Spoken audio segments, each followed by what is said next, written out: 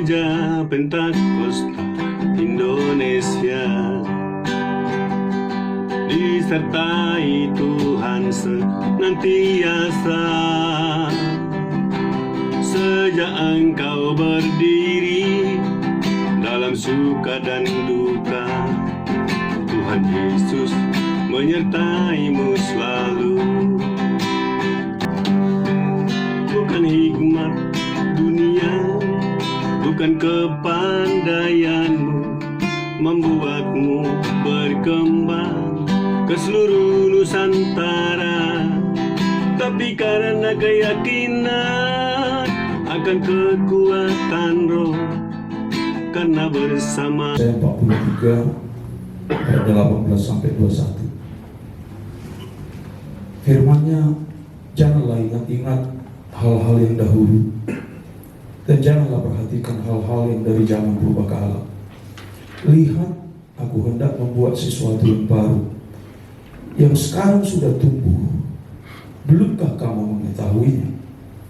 Ya, aku hendak membuat jalan di padang gurun dan sungai-sungai di padang belantara. Binatang hutan akan memuliakan aku, serigala, burung unta, sebab aku telah membuat air memancar di padang gurun dan sungai-sungai di padang belantara, untuk memberi minum umat pilihanku, umat yang telah kubentuk bagiku, akan memberitakan kemakmuranku. Yesaya 48 ayat 16 sampai dengan 19. Mendekatlah kepadaku, dengarkanlah ini. Dari dahulu tidak pernah aku berkata dengan sembunyi, dan pada waktu hal itu terjadi, aku ada di situ. Dan sekarang Tuhan Allah mengutus aku dengan roh-Nya. Beginilah firman Tuhan penebusmu, yang Maha Kudus Allah Israel. Akulah Tuhan Allahmu yang mengajar engkau tentang apa yang memberi faedah, yang menuntun engkau di jalan yang harus kau tempuh. Sekiranya engkau memperhatikan perintah-perintahku, maka damai sejahteramu akan seperti sungai yang tidak pernah kering, dan kebahagiaanmu akan terus melimpah seperti gelombang-gelombang laut yang tidak pernah berhenti. Maka keturunanmu akan seperti pasir, dan anak cucumu seperti kersik banyaknya. Nama mereka tidak akan dilenyapkan atau dia ditiadakan dari hadapanku. Puji Tuhan. Bapak Ibu yang kekasih dalam nama Tuhan, kita percaya Allah itu adalah Allah yang bergerak, Allah yang dinamis, Allah yang selalu berkarya. Sekalipun bumi ini telah selesai bagi Dia, Dia telah menciptakannya dengan sempurna. Dia memberikan kepada manusia itu satu perintah yang bersifat holistik. Artinya perintah domain itu atau mandat itu bersifat holistik, yang menyangkut seluruh kehidupan manusia yang ada di bumi ini. Sayangnya saja bahwa manusia itu jatuh di dalam dosa, sehingga segala unsur-unsur yang seharusnya ada dalam domain manusia telah tercemari oleh dosa itu, dan dibutuhkan campur tangan dari Tuhan yang datang dari surga untuk menyelamatkan manusia itu, karena Dia sendiri tidak dapat menyelamatkan dirinya sendiri. Nah, saudaraku yang kekasih dalam nama Yesus Kristus, Allah yang bergerak ini, walaupun Dia telah melihat dan telah menciptakan segala sesuatu itu dengan sempurna, tetapi Dia tetap memperhatikan apa yang diciptakannya.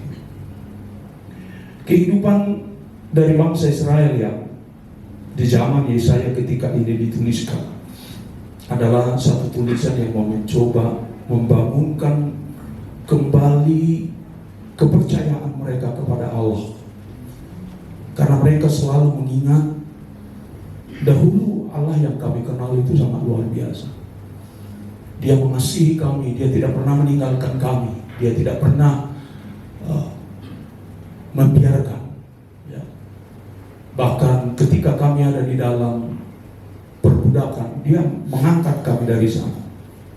Bangsa Israel ini ketika ini dituliskan adalah ditujukan kepada mereka yang ada di dalam perbudakan atau tawanan di Babilonia. Dibutuhkan 70 tahun bagi mereka untuk mengerti firman ini. Walaupun jauh hari sebelum firman ini telah diucapkan, tetapi mereka membutuhkan waktu yang lama untuk bisa mengerti maksud-maksud Tuhan. Mereka tidak pernah mengerti apa yang akan diberikan Tuhan kepada mereka. Apakah sama dengan yang sebelumnya? Pertanyaan ini adalah pertanyaan dari satu generasi yang keluar dari Exodus yang kedua.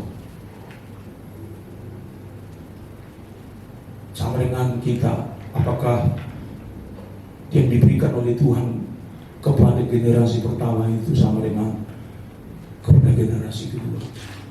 Akan sama dengan generasi ketiga.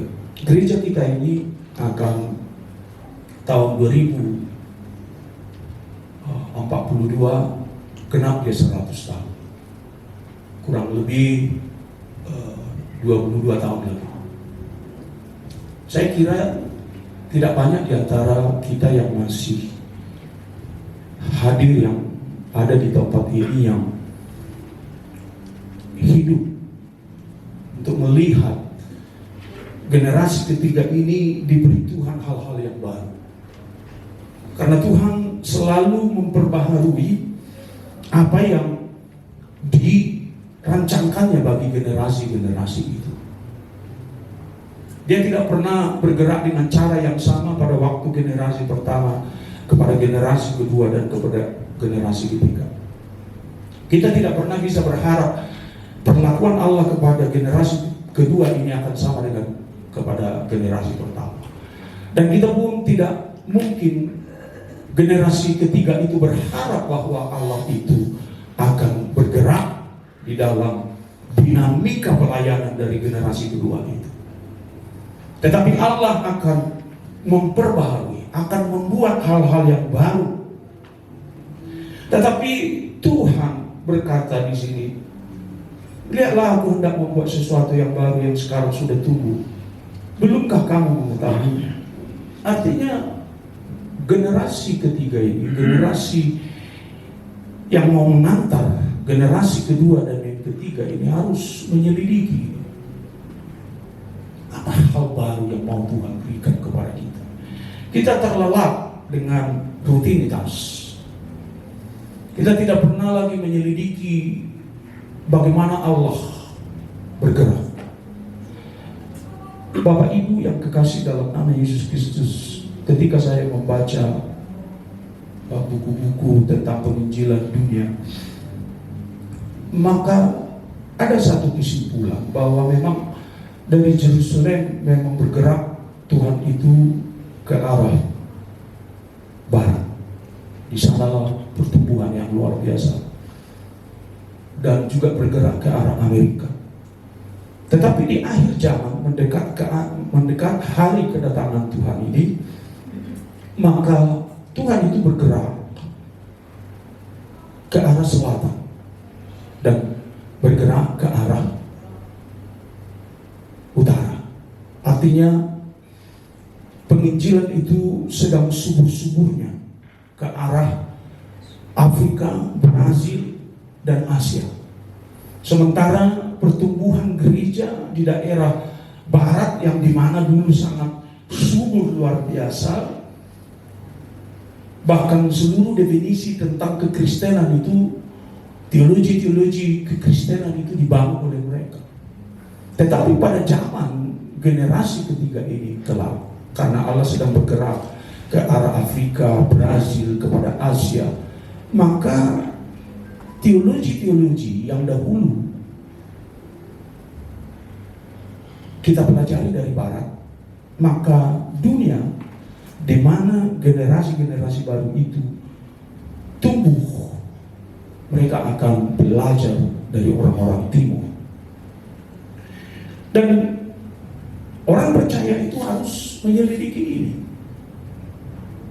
Bukan hikmat dunia, bukan kepandaianmu membuatmu berkembang ke seluruh Nusantara, tapi karena keyakinan akan kekuatan roh, karena bersama Allah kamu kuat dan teguh, dibangun di dalam roh, di atas batu karang.